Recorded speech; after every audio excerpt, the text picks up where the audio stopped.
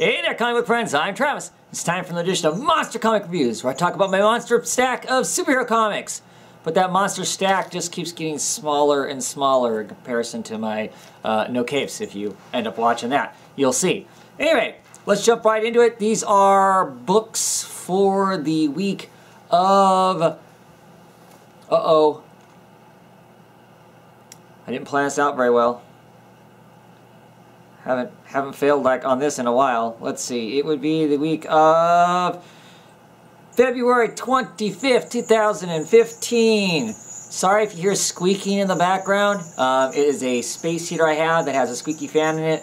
But I've been bragging about having a heat wave here, and it suddenly got really cold, so I'm trying not to freeze down here in the basement. As we talk some comics, let's talk comics. Arkham Manor issue number 5. Feels like we tie up the storyline in this issue. We find out who the killer is in some sense. I mean, we don't 100%. The killer is hardcore. Really strange about this. I like this artist, this last name Crystal. Kind of has a different style to his Batman, chunkier, bigger jaw. Cartoonish in some sense, but definitely a unique style. Really interesting about this issue is how many like big spreads there are. This book reads really fast. There's not a lot of, it doesn't seem like there's a lot of dialogue or that sort of thing, but there's tons of these, well, like in 2-page spreads. There is, you know, these fight scenes that are kind of a 2-page deal here. But I mean, I really enjoy it, and it was cool. But yeah, it seemed like there was quite a bit of that. This book keeps kind of dipping into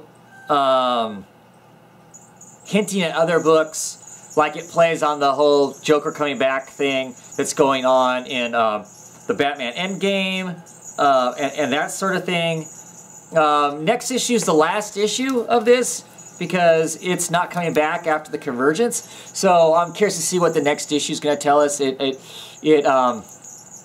One of the patients from Arkham Manor has escaped, and that's where Batman's headed to now, is to stop that person from doing more damage. So we'll see what that last issue ends up being. This was a nice little run for what it was.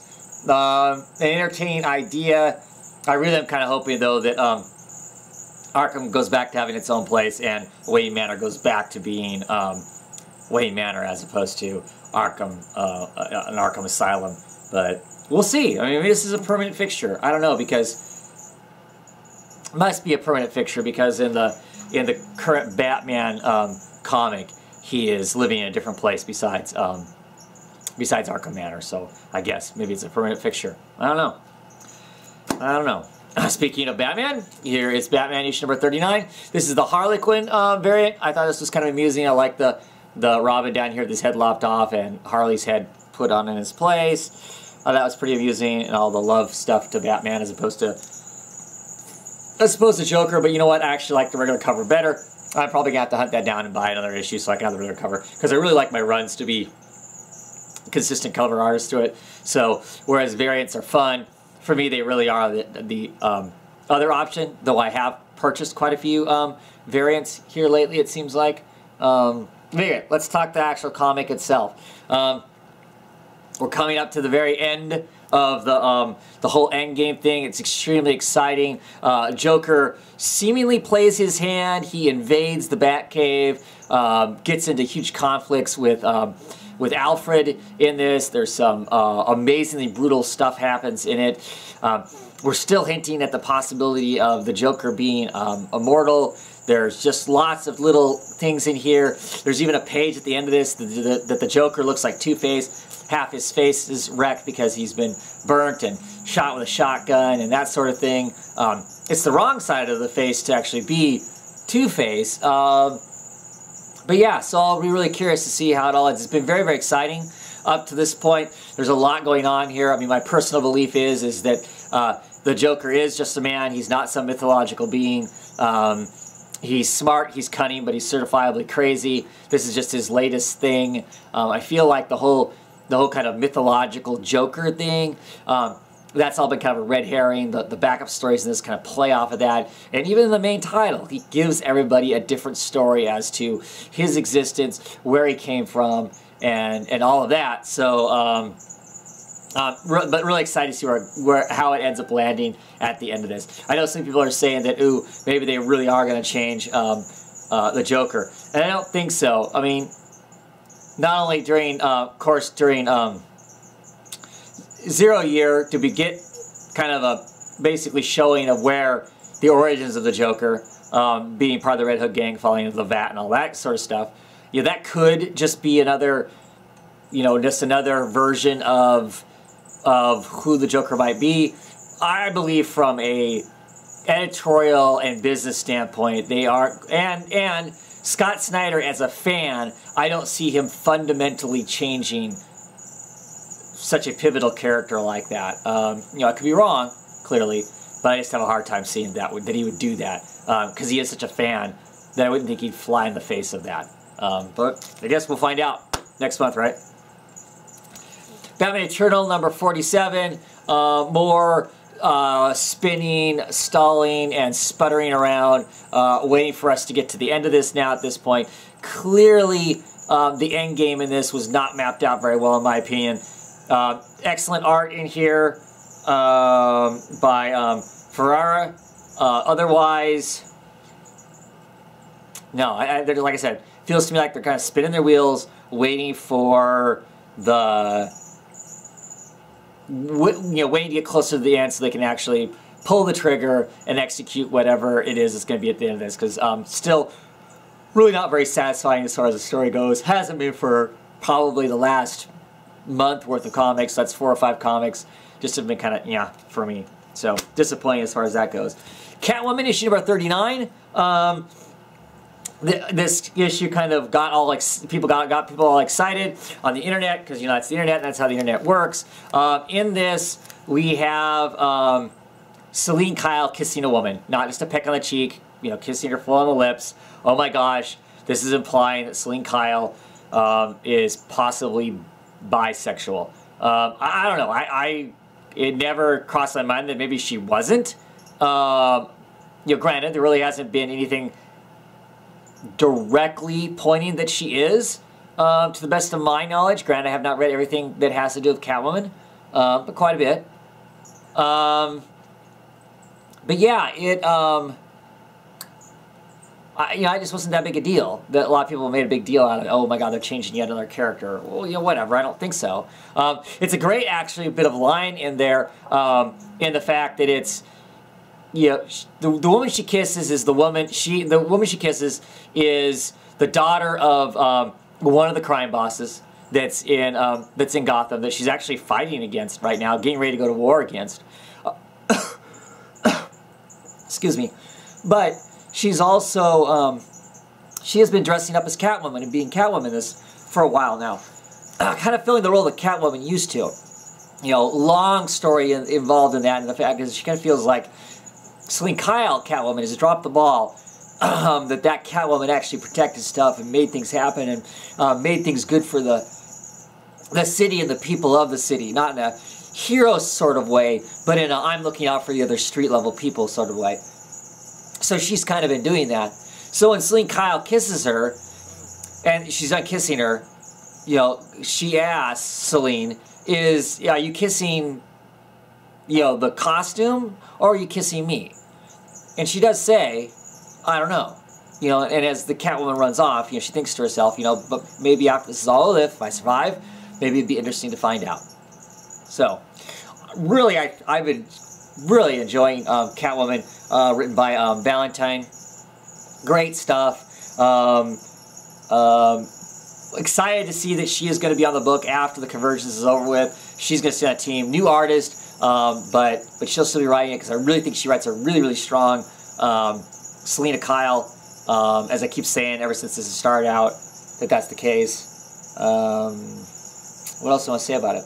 I'm still just really enjoying it. I think it's really interesting. I'm curious to see what happens. Got this gang war about to happen.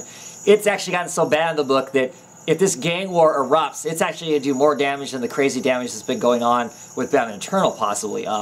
throwing everything back into chaos, and basically everything that she's tried to do up this point will be thrown out the window for nothing if this whole gang war rolls in. So excited to see what goes on with that.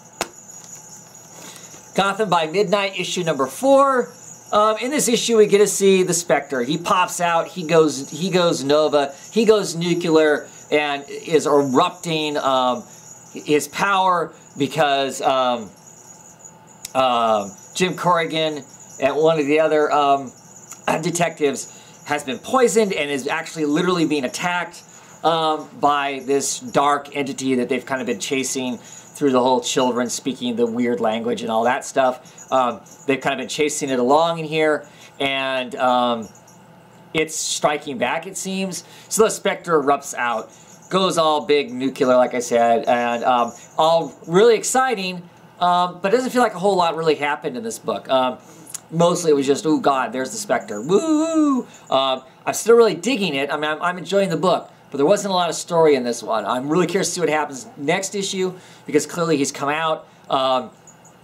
This new rendition of the Spectre, he is, like I said, nuclear. Unless you really are the most virtuous of souls, when the Spectre comes out, he annihilates everything. He puts retribution on everybody. So if your slate isn't really, really clean, more than likely you're being taken. The wrath of God comes down on you and you're gone. So I'm excited to see what's going to happen there. I do like the characters as they've been shown to us so far. You know, I'm sticking with the book. I'm enjoying it. I like this group. I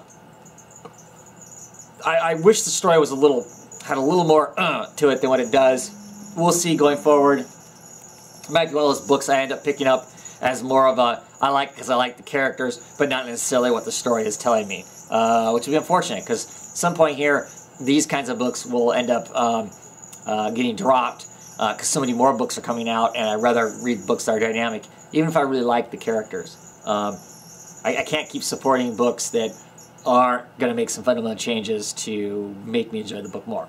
Like I said, not that I hated it, but it's kind of at that point where it's like, okay, you know, give me something. So I'm hoping the next issue really gives me something to grab a hold of and go, yeah, that's what this book's about. Awesome. So hopefully that comes. And finally this time, Uncanny Avengers, issue number 2. I'm enjoying this. Rick Remender writing it. Daniel Acuna on art. I really like Acuna's art. That's the biggest draw for this for me. Of course, Rick Remender, I'm a huge fan of all of his independent work. Enjoyed most of his Captain America run, so I'm giving yet another superhero book. I had tried Uncanny Avengers in the past. It didn't work out for me. This one's been much more entertaining. They're on Counter-Earth, and there's a being there on Counter-Earth that I'm not familiar with, but the Marvel fans know who it is. They're on Counter-Earth that's creating life and just annihilates a whole bunch of life because he has decided that it is that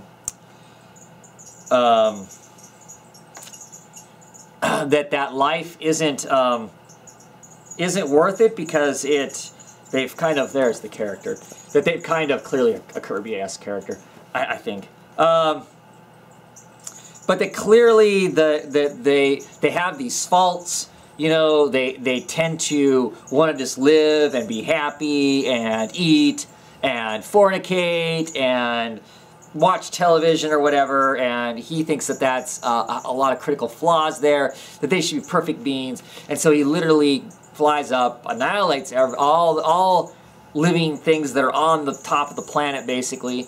Our heroes, luckily, are mostly hidden, and he's going to start all over again. Well, he runs into Sabretooth, thinks he kills Sabretooth, but clearly Sabretooth has the uber healing factor, does not kill him.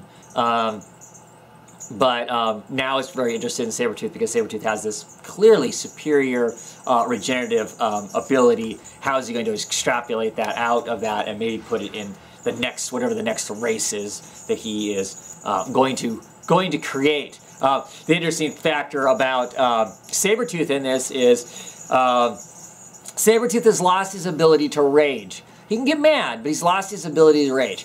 That killer switch, that killer instinct that used to just click on instantaneously and would allow him just to kill, murder, and maim whatever he needs to, is gone. It seems to be that it's not just that if he wanted to turn it on, which he doesn't, he's kind of decided that whole maiming, killing thing is not what he should be doing.